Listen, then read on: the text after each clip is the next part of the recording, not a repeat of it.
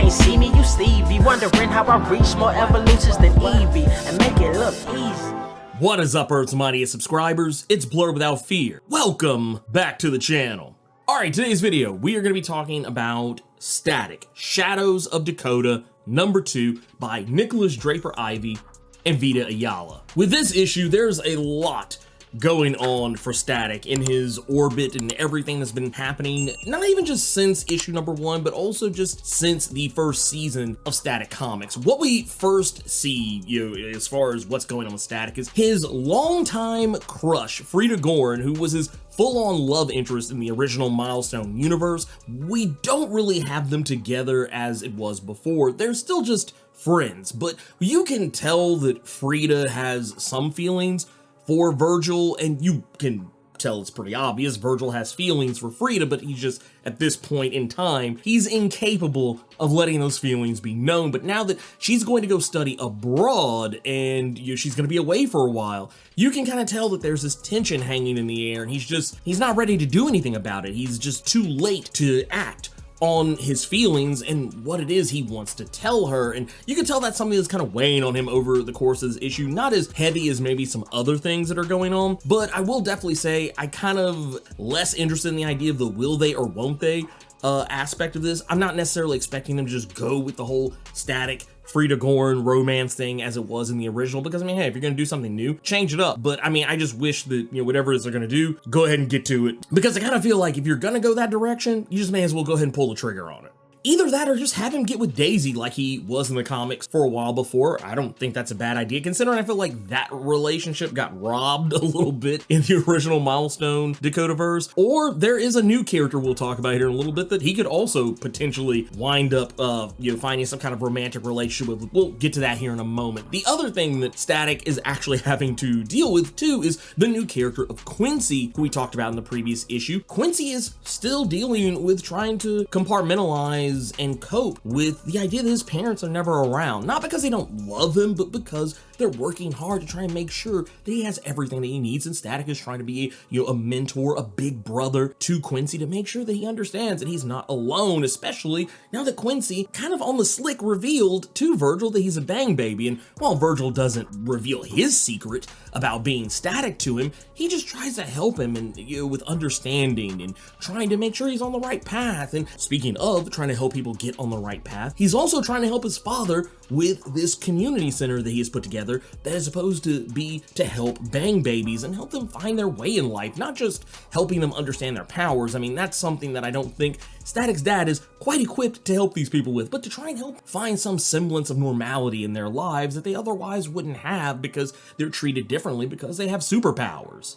Static is dealing with all of this, and at the same time, as I mentioned earlier, he is also recognizing that the walls are kind of closing in around him. Of course, we know he has Ebon who is showing up. Ebon will probably wind up being a villain in the story, but also at the same time, maybe someone who is also kind of more of a rival to Static in this, because in the end, they kind of technically want the same thing, but for completely different reasons. There's a mad scientist out there in the world who we don't really know the identity of. We're never really even specifically shown this person's face, but he has Ebon's brother, Adam Evans, the rubber band man, trapped in some secret off-site government facility and is experimenting on him, literally pulling him apart, trying to push the rubber band man's stretching abilities to their absolute limit. And while the rubber band man from the comics is very different from the rubber band man from the animated series, but for all intents and purposes, rubber band man is really being pulled to his absolute limit. His ability to stretch and manipulate the length of his body and various body parts, he's being pulled in so many different directions that it is absolute torture for him. He can barely even put 2 words together. It is that painful of a process that he's going through. So it makes sense as to why Ebon is doing everything in his power humanly possible to try and get his brother out of that situation. And I think it would make even more sense as to why Ebon would be even more capable of manipulating his brother, the rubber band man, into doing what Ebon wants in this scenario, considering how much he's been tortured. And that's not even really the whole problem here, because this same mad scientist has also been the one who is outfitting these mysterious masked mercenaries who have been trying to snatch up bang babies off the street. he's the guy who's supplying them with their tech into the point where he has given them, armor and gear that has an anti-conductive polymer to it that makes it to where his powers don't work on them. He cannot manipulate the electromagnetic spectrum around them because they're completely unaffected. And this is probably the first time I feel like Static has felt completely powerless when facing off against people who otherwise he should be able to piece up in maybe 1 or 2 panels. But that's not the only thing that Static has to worry about, because while it's not necessarily stated that the character of Derek Barnett, aka D-Struct, is on some kind of a villainous path, though it is seemingly that he's gone through a great deal of changes since the last time we've seen them. Depending on whether you're more familiar with D-Struct from the animated series or the comics, you will probably look at some things that happen in this issue and go, wait, when was he able to do this? So, for those who don't know, there are 2 different versions of Destruct. There is the comic book version, who went by the name of Damon Briggs, and then there's the animated series version of the character, who went by the name Derek Barnett. Both characters also called themselves Destruct. But in the case of the animated series, which is what we kind of seemingly got for this comic series, is that we got Derek Barnett. We got the version of the character from the animated series. That's what it seemed like. And it didn't really seem like there was much of a connection between this version and the comic book version. The version of Destruct we saw in season 1 of Static looked very much like the,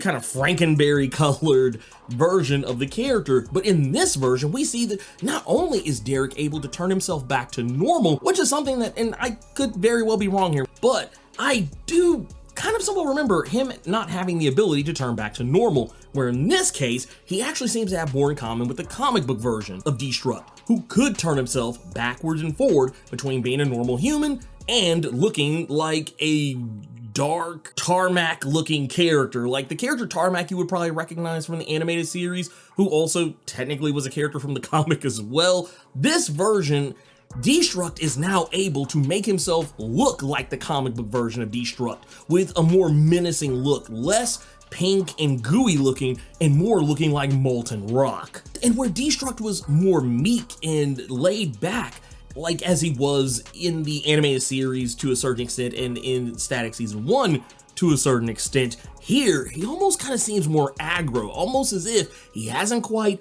fully made that transition to picking a side in the fight between good and evil or whatever, the morality clause of it and all. But that said, it does seem like Vita Ayala and Nicholas Draper-Ivy have made the decision to merge the 2 versions of the character and come up with something new somewhere, down the road for him. Speaking of new, we also get a new Bang Baby on the charts for Static, as I mentioned earlier about love interest and people he could potentially have romantic feelings for. We're introduced to a character by the name of Samantha.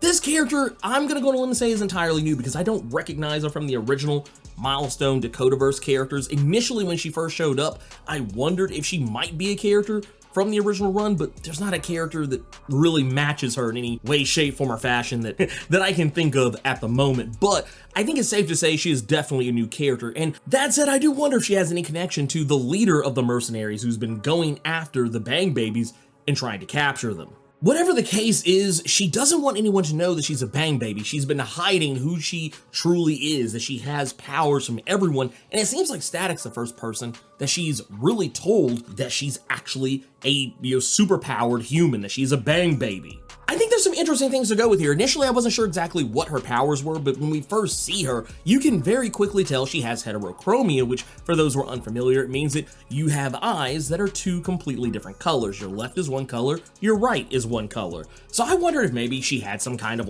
eye-related powers or something like that. But then she whips out a wrench and bends it in half. And that's when we know that she has superhuman strength and possibly superhuman durability. Whatever the case is, we don't know exactly if she is the Bang Baby who has been captured when the Mercs hit the community center in this issue, but I think it's safe to say she just might be. All in all, this issue has a lot to offer. We see that Quincy is, in fact, the target of the next attack by these mercenaries going out and snatching up Bang Babies, which means Static is going to have to get his act together and figure out a way to get around their anti-conductive polymer clothing so that way he can actually save Quincy from being captured. And Static is a very resourceful guy. That's kind of part of his whole appeal, is that, well, yes, he has the ability to manipulate the electromagnetic spectrum and channel lightning and electricity and all this other cool stuff. The real draw for Static is that he's also a really smart guy. So I imagine him being able to quickly deduce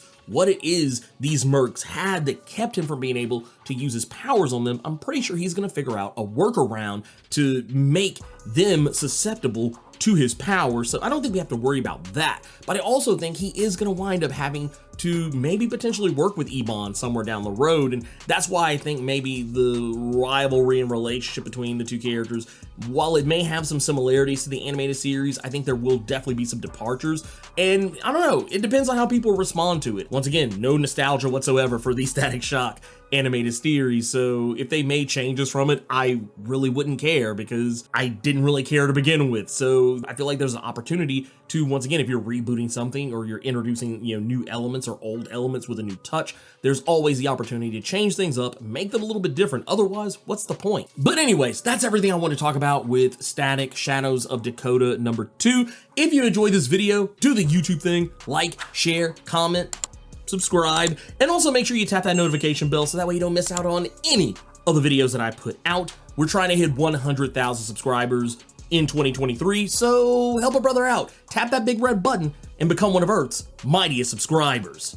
Until next time, let me know what you thought about Static Shadows of Dakota number 2. Keep it plus ultra and sound off in the comments.